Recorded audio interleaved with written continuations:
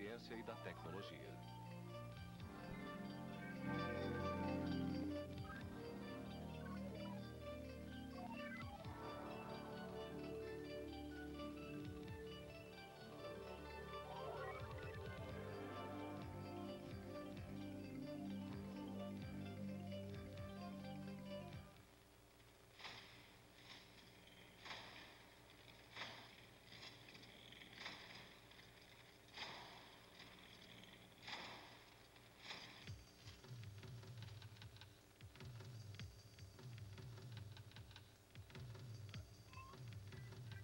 Para muitos, o computador é ainda um mistério. Não se percebe o que realmente contém.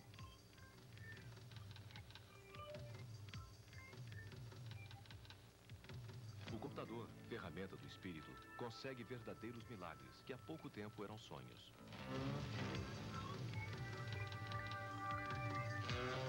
Com a ajuda de computadores, o homem observa o rumo das naves no espaço.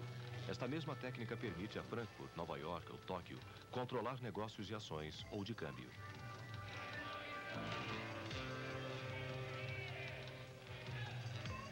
Tempo e espaço quase carecem de significado. Através da comunicação entre computadores, o mundo se une, enquanto em muitos monitores já surge a imagem de um mundo novo, artificial.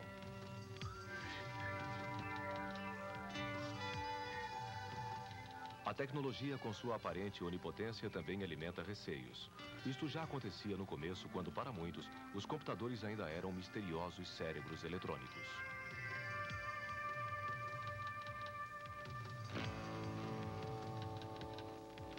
Mas o homem que inventou o moderno computador não era um mágico, estava mais para o gênio. Konrad Zuse, engenheiro alemão, criou o primeiro calculador programável.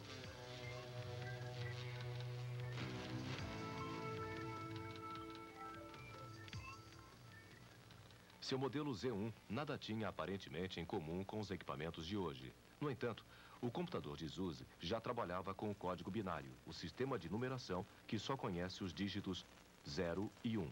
Com isto, Zuse lançou os fundamentos do moderno processamento de dados. Antes dele, muitos outros já haviam tentado construir máquinas de calcular. O francês Blaise Pascal criou em 1642 a primeira máquina mecânica de calcular do mundo.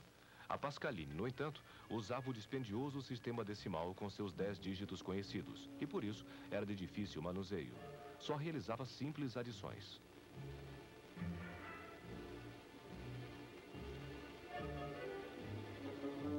Gottfried Wilhelm Leibniz construiu mais tarde uma máquina que já permitia todas as operações básicas. Leibniz inventou um mecanismo de manivela para acelerar as repetitivas operações necessárias a uma multiplicação ou divisão, um precursor do carrinho de máquinas de calcular posteriores.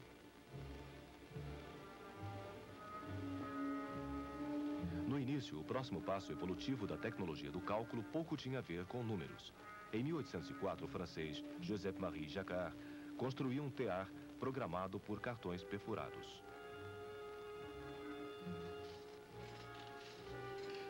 Cada um desses cartões comandava uma ação no tear.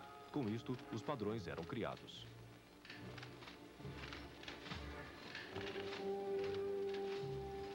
O princípio do cartão perfurado foi utilizado em 1890 pelo teuto-americano Herman Hollerith, na análise dos dados do Censo dos Estados Unidos. Hollerith mandou transformar as respostas dos cidadãos em cartões perfurados, que sua nova máquina podia ler automaticamente. Nunca os milhares de formulários do censo tinham sido analisados tão rapidamente. A notícia logo se espalhou. Na virada do século, a máquina de Hollerith racionalizava o trabalho em escritórios e repartições no mundo inteiro. Nesta época, Charles Babbage já estava morto. De todos os precursores, ele provavelmente foi quem teve a visão mais precoce do computador moderno. Em 1822, Babbage apresentou sua incompleta Difference Engine. Esta máquina diferencial se destinava à solução de equações complexas.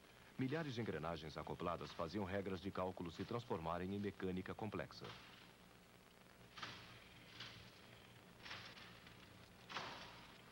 A Difference Engine nunca foi completamente terminada. Esta reprodução se encontra hoje no Museu de Ciência de Londres.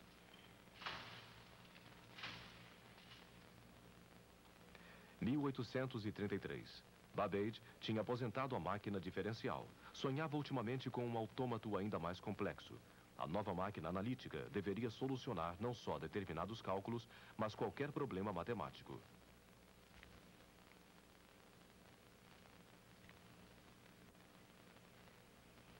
Aqui em Cambridge, o professor de matemática planejava o primeiro verdadeiro computador com unidade de cálculo e memória. Os programas seriam fornecidos por cartões perfurados. Mas havia um problema em seus planos para sua máquina. Babbage tinha que recorrer somente à mecânica. Ainda não existia nada diferente. Esta máquina de calcular, movida a vapor, acabaria por pesar toneladas, como um relógio gigantesco. E a ideia também não deu em nada.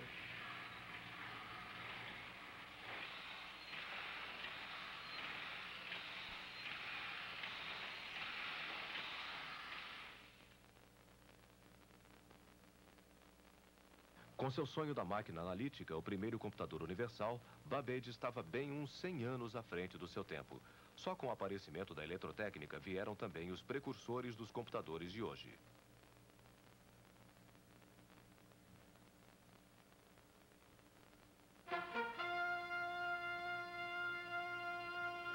Berlim. O aspirante a engenheiro civil Konrad Zuse desejava ter uma máquina que o livrasse dos incômodos cálculos de rotina. Zuse estava convencido de que devia existir uma espécie de cérebro mecânico capaz, em princípio, de resolver qualquer problema de raciocínio.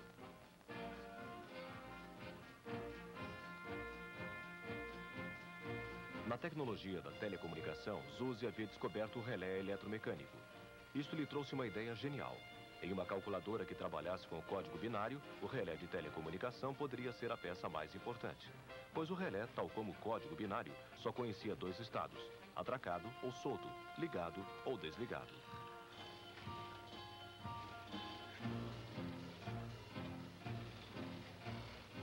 Com isto, Zuse havia descoberto o segredo do processamento de dados. 1 ou 0 podiam ser manipulados com facilidade pela calculadora eletromecânica. Há corrente ou não há corrente.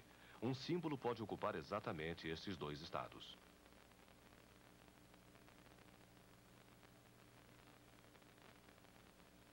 Com 4 símbolos no sistema binário, podemos representar 16 caracteres, ou seja, 2 elevado a 4. Por exemplo, os números de 0 a 15. Podemos comparar. Aqui em cima o conhecido sistema decimal, embaixo o sistema binário.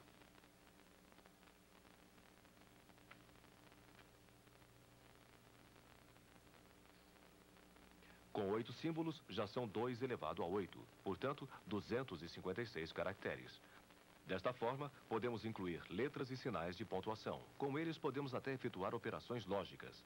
As regras para isto foram desenvolvidas pelo matemático inglês George Boole, em meados do século XIX, com sua álgebra lógica. Isto muito antes de existirem computadores.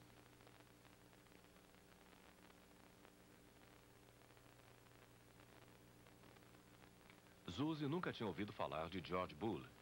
Porém, chegou a regras de lógica que eram muito parecidas com as de Boole. Em 1936, Zuse começou em Berlim, com a ajuda de amigos, a construção de sua máquina. Em 24 meses, a Z1 se transformou em um monstro de 2 por 2 metros, a primeira calculadora eletromecânica programável do mundo. Zuse continuou a construir. Durante a Segunda Guerra Mundial surgiu o modelo Z3. Uma cópia se encontra hoje no Museu Alemão de Munique. O mecanismo de cálculo era constituído de 2.000 relés. Uma multiplicação simples demorava 5 segundos. Lâmpadas no painel indicavam o resultado.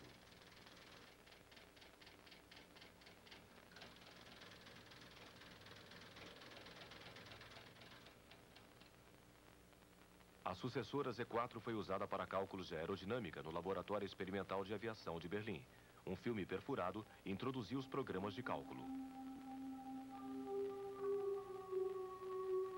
A Z4 também não passou de um protótipo. Zuse nunca teve qualquer incentivo governamental. O regime nazista não conseguiu perceber a importância do computador. Nos Estados Unidos, entretanto, havia muita pressão no desenvolvimento do computador. Tudo havia começado em 1937, nos laboratórios da Bell Telephone.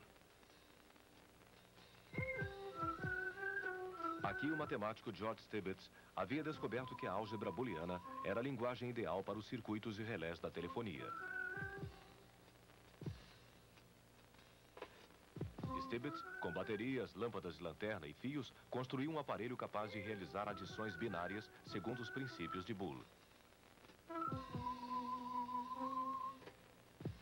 Nisto, Stibitz e Zuse estavam trilhando caminhos paralelos, sem que soubessem um do outro. A sua segunda calculadora, Stibitz chamou de Complex Number Calculator. Ela executava todas as operações básicas.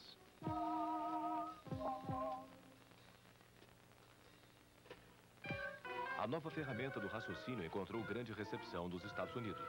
Daqui para frente, o desenvolvimento se processou a passos gigantescos. Em 1943 foi a vez do Mark I de Howard Aiken. Resolvia problemas de balística para a Marinha Americana. Em um dia apenas, calculava o que levaria 6 meses para calcular sem ele. 1000 vezes mais rápido era o ENIAC, de 1945, o primeiro computador com 17.000 válvulas eletrônicas. O ENIAC, como seus antecessores, era ainda um devorador de números, não processava outro tipo de dados.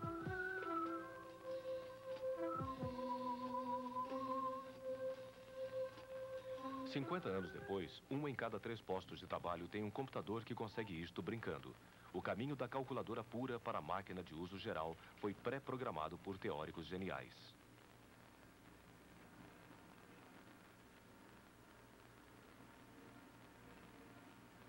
Em 1936, o inglês Alan Turing descreveu uma máquina que poderia resolver qualquer problema lógico imaginável.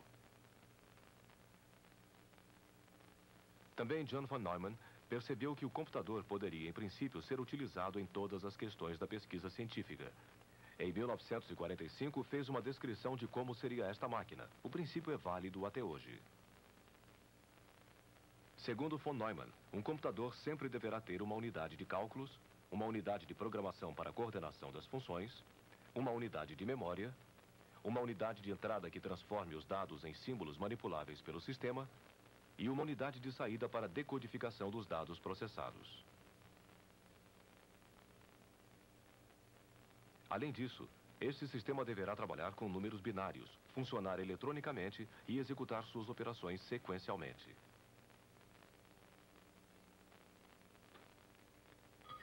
As teorias de von Neumann e Turing hoje são um bem comum. Até as crianças já sabem que computadores são muito mais do que calculadoras velozes.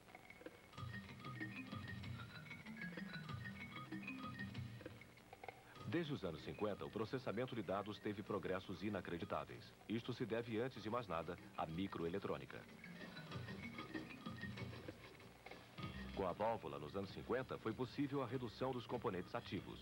Pouco depois, seguiu o transistor como regulador dos fluxos de corrente.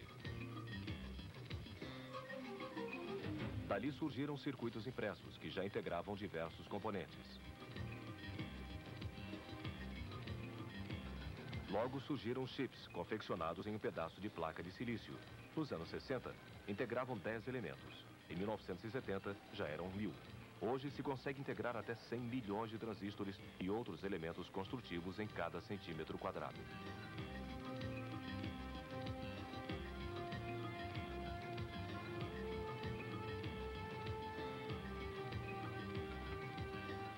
Enquanto a capacidade de processamento subia tenazmente, os preços caíam sem parar. Mas é preciso mais para que se torne a máquina de todos. Programas utilitários bem planejados facilitam cada vez mais o uso.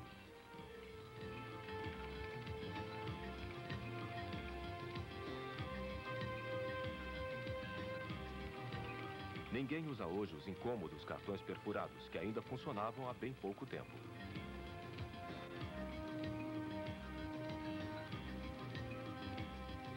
O futuro trará computadores ainda menores, programados por comando de voz ou letra manuscrita.